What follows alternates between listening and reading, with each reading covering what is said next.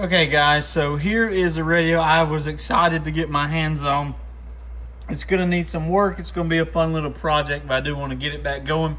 Hopefully change some lights out, make it into a cool little radio.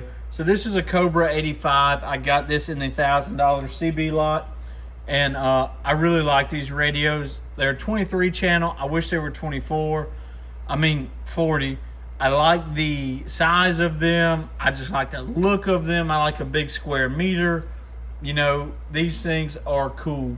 Nonetheless, I do have the cover for it. I took it off because I had to make a power cable for it. It didn't come with one. I'm going to convert it over to a standard Cobra 3-pin. This is the shop microphone.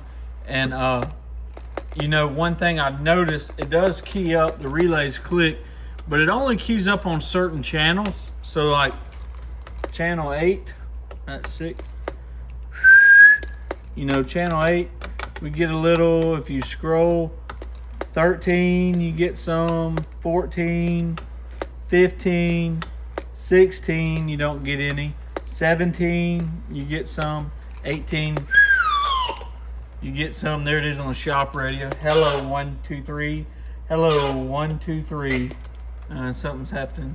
It wasn't cutting out like that a minute ago. Hello 1 2 3. Hello. Interesting. I don't know. 19. No power on 19, but you get power on 18. Take what you will. I don't know. I'm gonna play with it and see what else we can do. So there's definitely probably some contacts that need to be cleaned, everything like that. Fun little old vintage radio. I really enjoy this radio and hope, super simple, you know, hope to make something out of it. So we'll call this part 1, I guess. Probably part 47 of the $1,000 CB lot. But pretty cool, fun little radio. 73 guys.